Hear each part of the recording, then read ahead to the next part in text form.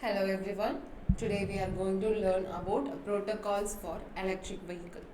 So first, protocols for electric vehicle design refer to the some guidelines and standards that manufacturers and design follow to ensure the safety and performance and capability of the electric vehicle. So these protocols help establish a common framework and set of requirements for various aspects of electric vehicle design.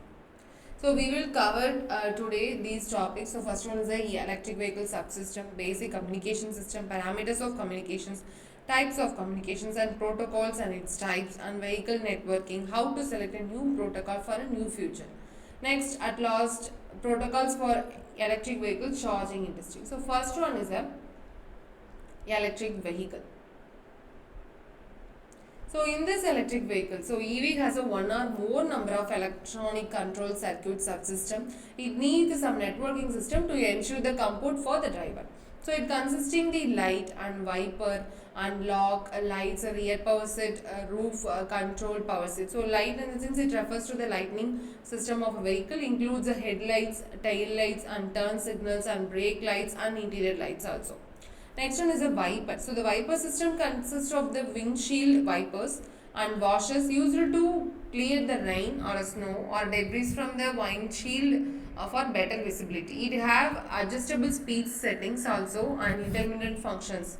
So washer sprays a washer fluid onto the windshields to aid in the cleaning. Next one is a lock.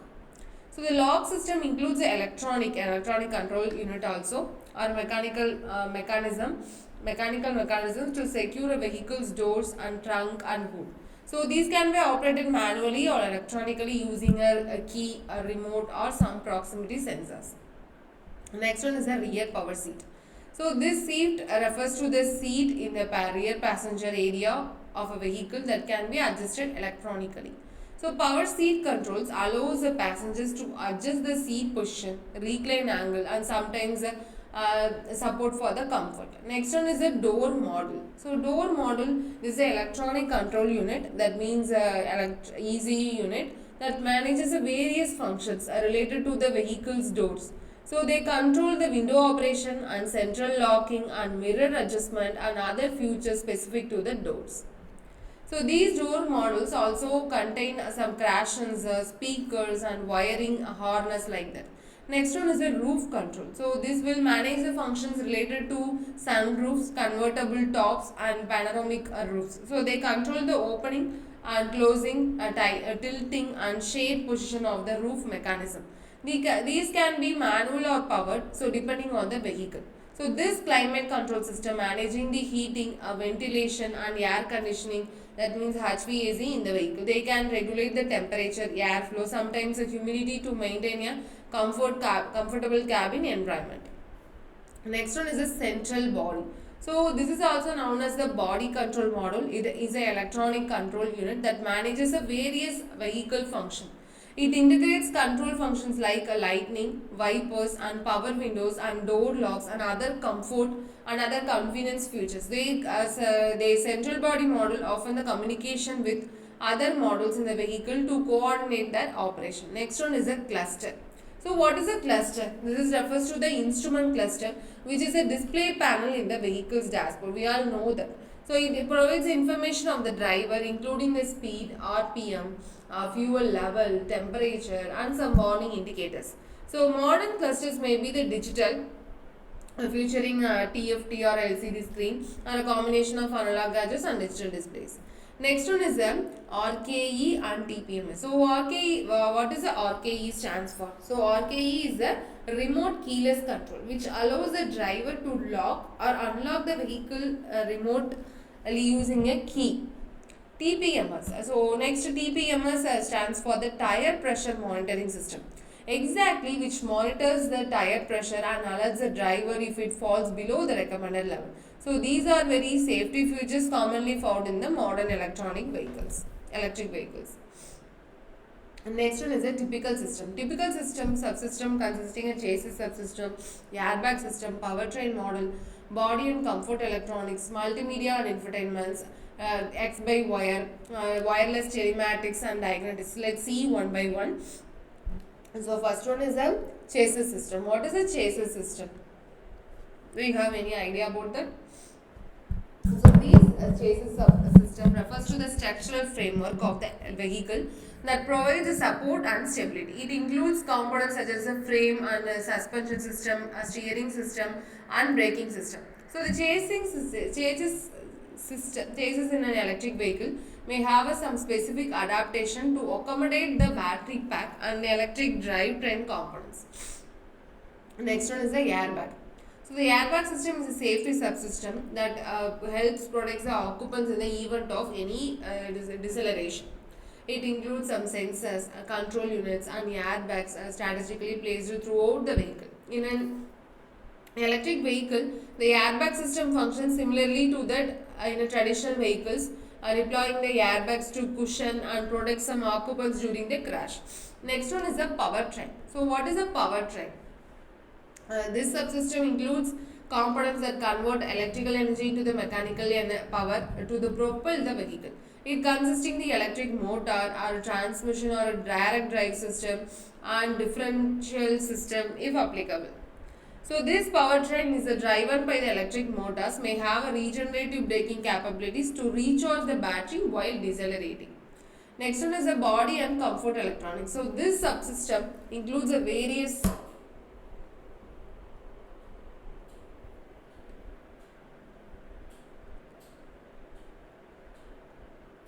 So this subsystem includes a various electronic components that enhance the comfort and convenience and safety within the vehicle. In an electric vehicle, a body and comfort electronics may also interact with the power management to optimize the energy usage and increase the overall efficiency. Next one is the X by Y system. So what is a X by wire? That refers to the subsystem where traditional mechanical linkages are replaced by the electronic control system. So the examples include drive-by-wire, that means electronic throttle control, or a brake-by-wire or steer-by-wire system. So these technology allows for increased flexibility and also the improved control and integration with other vehicle system. Next is a diagnostic system and wireless and telematrices. So these subsystem enables a wireless communication between the vehicle and external network or devices. Next one is the diagnosis. It utilizes some sensors and diagnosis interfaces and software algorithm to identify and report a faults or issues. Next one is the communication. So this is our block diagram. Here you can see the fault tolerance and determinism and bandwidth. So sender we have to encode the code and we have to if we have any noise that reduce by using the some noise sensor and then feedback into the sensor. So first one is a fault tolerance. So this refers to the ability of a system to continue operating properly even in the presence of any faults or failures. In case of electric vehicles, fault tolerance is very crucial for ensuring the reliability and safety of the vehicle's electric system. So EVs typically employed some complex components and systems to mitigate the impact of failures. For example, they have multiple independent battery models or power electronics components to maintain the functionality even if one component fails. So fault tolerance helps prevent a single point of the failure from disabling the entire vehicle and allowing it to continue operating at least reach a safe state. Next one is the determinism. So determinism in the context of the electric vehicles that refers to the ability to predict and control the behavior of the electrical system with high precision and reliability. Next one is the bandwidth. So bandwidth refers to the capacity of the vehicle's electrical system that to transmit and handle information or a power.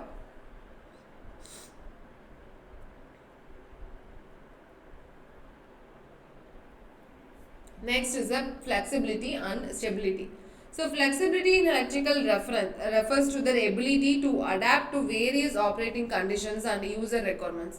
So this flexibility can in a different ways. So firstly, EV offer multiple charging options including a slow charging, at home fast charging and a dedicated station or even a wireless charging also will be there.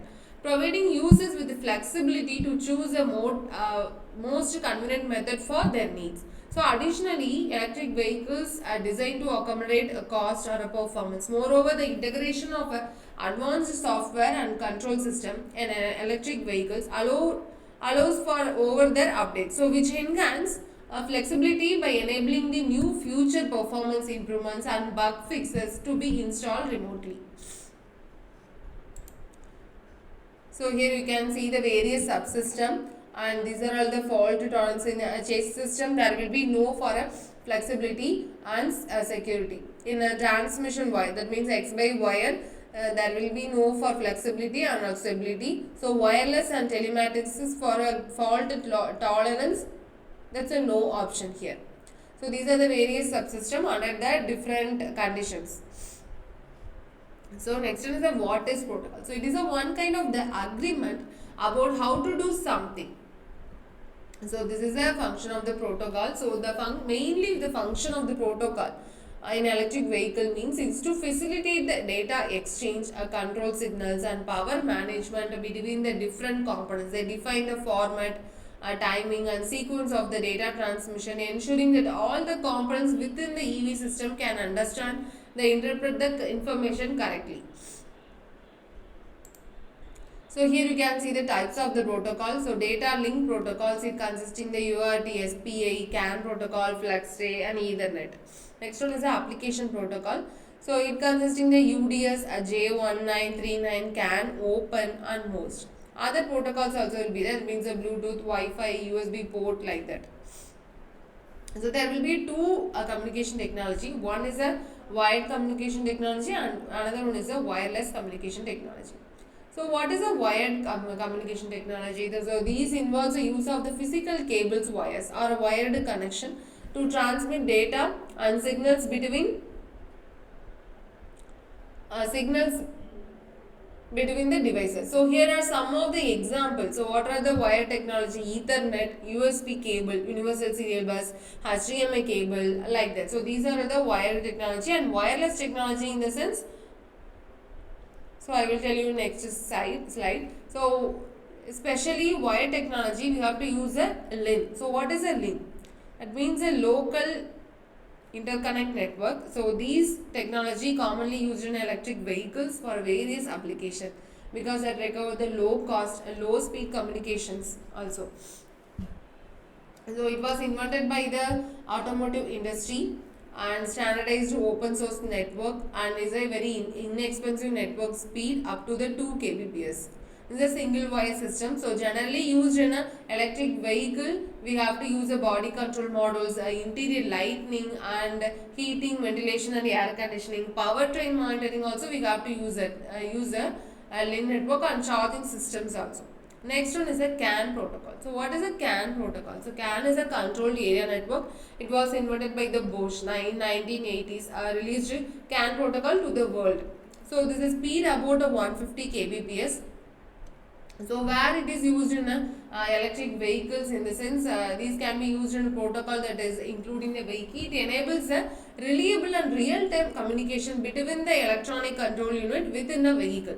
So this is, and it also has a high reliability and data transfer rates also high, and applications mainly used in a powertrain control model, battery management, chassis control, body electronics and more. Next one is a bike flight. So bike flight is this is a very high speed communication technology that was developed by the BMW in 1996. So its speed rate up to the 10 Mbps. So next one is a safe by wire also. So the CAN and LIN are considered or not safe enough for the airbag control. So mainly the safe by wire used for the airbag control. Next is the Motorola interconnect, that means the MI. It is similar to the LIN also in the sense that it is a very simple low cost for the master and slave network. Next, there will be the domestic digital bus there, and mobile multimedia link and media oriented system transport also. These are introduced by the BMW, and D2B, this domestic digital bus mainly used for the Mercedes-Benz model. Next one is the other protocols will be also there. I will tell you the details. So TT CAN. So TT CAN in the sense, so mainly support for the coexisting event and time triggered traffic together with the fact that is standardized by the IOC. So the flex ray also speed about the 10 Mbps. Next one is the wireless technology. So what is a wireless technology? So we know that Bluetooth and Zigbee and Wi-Fi. So ultra wide band also.